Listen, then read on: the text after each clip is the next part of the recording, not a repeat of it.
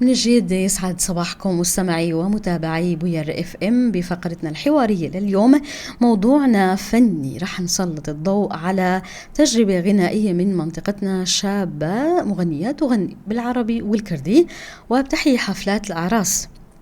قمر أحمد فريج ضيفتنا لفقرتنا الحوارية وهي معنا هلأ عبر الهاتف. يسعد صباحك قمر. هلا أنت، يسعد لي صباحكم جميعا، يسعد لي صباحي. وصباحك يا رب، يا أهلا وسهلا فيكي قمر. بداية لو بلمحة موجزة تعرفي عن حالك للمتابعين، من هي قمر ومن أي مدينة؟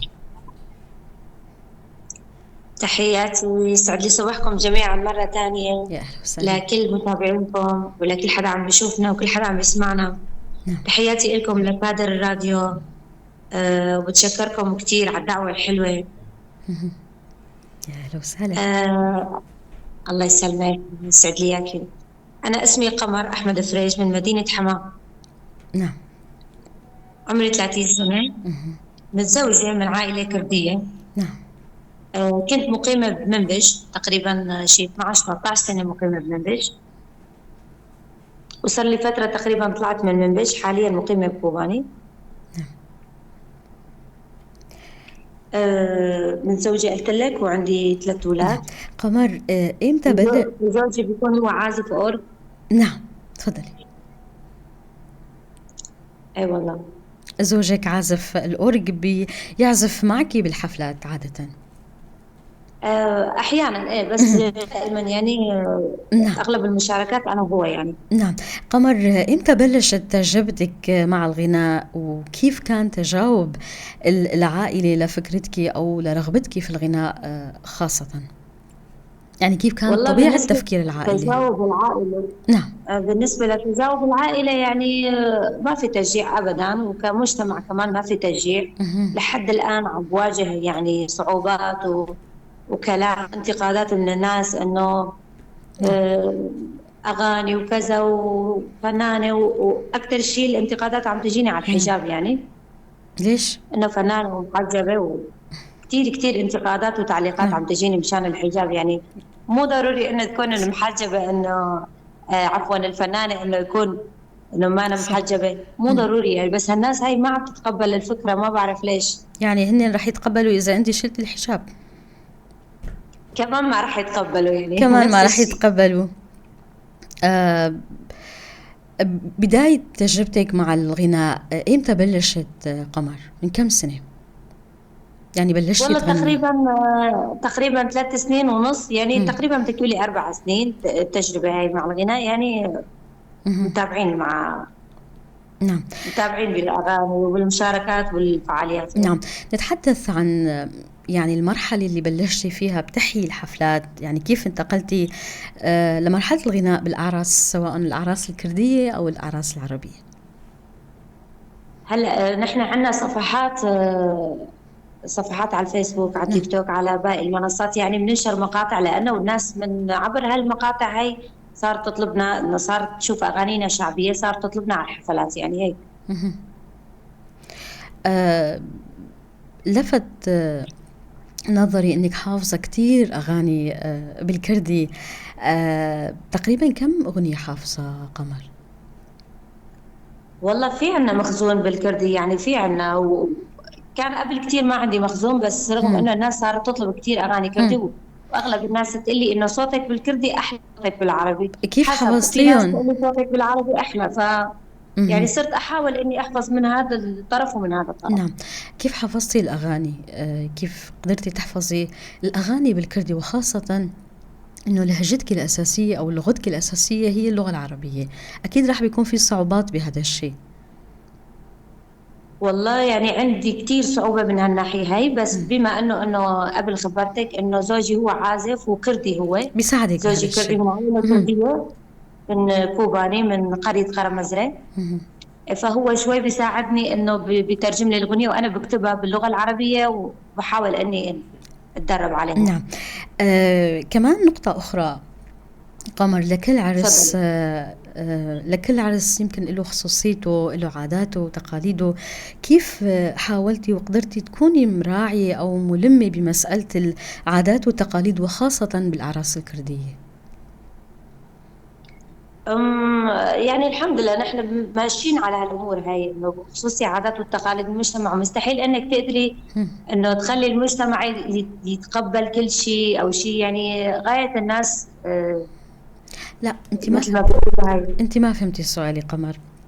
غاية الناس، تفضلي. إرضاء الناس غاية لا تدرك. بتحدث عن نقطة لما أنت بتشاركي أو بتحيي حفلة عرس كردية، بتكون مثلا مراعية للطقوس اللي لازم أو الأسلوب اللي لازم أو إدارة الحفلة، إدارة العرس. عم بحكي عن هاي النقطة، أنه كيف قدرتي تفهمي أنه العرس الكردي بحاجة لهيك أسلوب بالغناء أو هيك أسلوب بإحياء الحفلة. بيكون في كمان نقاط مختلفة فيما يتعلق إذا عم تحيي عرس عربي، لأنه لكل عرس في له بالنسبة طقوسه يعني. للاسلوب، نعم. بالنسبة للأسلوب م- أمر طبيعي، هو لأنه أصدقائنا أغلب أصدقائنا فنانين وعم نشوف نحن يعني. وهلأ على السوشيال ميديا كله عم يفتح بث مباشر مثلا على الصالات وعلى الأعراس، والفنانين كل فنان بيفتح لحاله بث مباشر، م- فالواحد بيعرف إنه شو أسلوب الأغاني اللي بدهم إياه مثلا، إيش بدهم، إيش بيتطلب مثلا، أنهي غنية بدهم، الدبكة اللي نوع الدبكة اللي هن بيطلبوها. مهم. آه فمن هالشيء هذا يعني أمر طبيعي يعني. نعم. لأي الأعراس تطلبين أكثر قمر، أو الغناء وأحياء الحفلات الكردية أو العربية أكثر؟ والله بالوقت الحالي التنتين يعني، بس التنتين. حاليا عم نطلع كردي، بما مهم. انه نحن بكوباني متواجدين عم نطلع انه حفلات كرديه، مهم. وعم ننطلب على الاغاني العربيه كمان، على الحفلات العربيه. بس اغلب الحفلات انا برفض، بكون مكان بعيد شوي وسفر وكذا، انا شوي بتعب من السفر، نعم. فبرفض انه اطلع يعني. أها. بتغني الأعراس النسائية فقط أم المختلطة يعني، مشان الناس تعرف؟ الاعراس العائليه، مهم. الاعراس العائليه مثل حفلات الكراد يعني، نعم، بتكون نعم. عائليه، مهم. الاعراس العائليه بتكون افضل وانسب لإلي يعني. مهم. آه، قمر، يعني باعتبار أنت صار عندك تجربة بإحياء الحفلات بالكردي والأعراس والعربي، كيف بتشوفي وبتوصفي تجربتك سواء بحالة إحياء حفلات كردية أو بإحياء الحفلات العربية؟ بالحالة الكردية كيف بتوصفي هالتجربة؟ والله كتير حلو يعني، مم. بالنسبة للحفلات الكردية بحسها حلوة وسلسة بتحسي الجمهور عم بيكون، واجتماعية. الجمهور أنا عم بكون بيكون. مرتاحة بالحفلات مم. الكردية أكثر، لأنه عائلية. لأن أغلب نعم. الحفلات العرب بيكون إنه ال- النساء لحال والزلم لحال كمان، مهم. رجال لحال. بس الحفلات الكردية بتكوني أنت مرتاحة مبسوطة كذا، يعني يعني نفسيا داخليا أنت مرتاحة، لأنك عم تشوفي نسوان وعم تشوفي رجال مع بعض، يعني اجتماعية، بتصير اجتماعية بالموضوع، فأنت بتكوني مرتاحة. أنا هون بكون مرتاحة يعني بالحفلات العائلية. نعم. في مين رح يسأل إنه لو طلبت قمر لأحياء الحفلات بمنطقتنا يعني بالقامشلي أو بالحاسكة أو بديريك، رح تقدري أم لا؟ لأنه قلت يمكن شوي صعب قبل شوي. لا بنحاول هلا، ها. مرور الأيام بدنا نقدر إنه ممكن. بدنا نحاول نطلع، لأنه في كتير ناس عم تطلبنا، فما من بصير إني على طول أنا أرفض أرفض أرفض ما أطلع، ما بصير، فبدنا نحاول إن شاء الله يعني نطلع. في المستقبل القريب إن شاء الله، ما إن شاء الله. بتفكري قمر تصدري أغاني وكليبات باللغة الكردية مثلا، والله خاصة فيكي بتمنى يعني؟ يعني، إيه إن شاء بتمنى أنه يكون عندي فيديو كليب مثلا باللغة الكردية وباللغة العربية، بس أول فيديو كليب راح يكون لازم يكون باللغة العربية لغتي هي، مهم. بما أنه أنا من مكون العربي، يعني أول فيديو كليب إن شاء الله إذا سويت راح أسويه بالعربي، مهم. بعدين راح نسوي وحدة بالكردي إن شاء الله. إن شاء الله. شو رسالتك لكل الفتيات يلي بدهم يغنوا ويمكن عندهم تحديات أو صعوبات، وإحدى تلك التحديات يلي أنت أشرتي إلها مسألة كيف المجتمع بيشوف البنت إذا بدها تغني؟ والله أنا رسالتي لكل الصبايا اللي بدها يعني تغني ويكون عندها خوف وعندها صعوبات من هالأمور، مهم. يعني ما فيني أنا إلا وأشجع من عندي إذا هي ما عندها سند، إذا هي ما عندها حدا يساندها. أهم شيء السند، أهم شيء يكون حدا يكون معاها لآخر نقطة هي بدها إياها. إذا ما كان عندها سند، إذا ما كان في عندها تشجيع من ناحية الأهل ومن ناحية الأصدقاء والمجتمع، ويكون إلا يكون سند، سند حدا، مستحيل إنه تقدر تمشي. يعني أنا ما بدي كمان أعطي نصيحة إلا إنه والله يلا تعالوا غنوا كذا، لأنه في صعوبات كتير، في كتير صعوبات، ولحد الآن أنا شهدت إنه واجهت صعوبات، ولسه عم واجه صعوبات. يعني كتير مهم يكون في حدا ساند ودعم لهالإنسان لما بدها تفوت. مين كان السند؟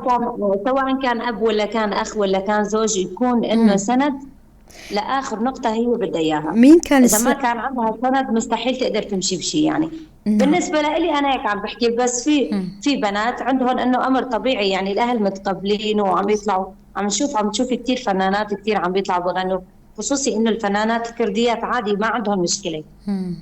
يعني كتير هالمشكلة موجودة بالمجتمع يعني عند بعض العائلات بالمجتمع العربي أو الأهالي. بالمجتمع العربي على الأغلب عندهم هالشغلة إنه معيبة، يعني إنه وحدة تطلع تغني، إنه مثلا مرة وتطلع تغني، وخصوصي إذا كانت محجبة. يعني إذا كانت محجبة بالنسبة لهم بينفروها من المجتمع، يعني إنه شو كيف محجبة وعم تغني؟ يا أما شيلي الحجاب يا أما لا تغني. يعني ما بعرف إنه شو مشكلتهم مع الحجاب.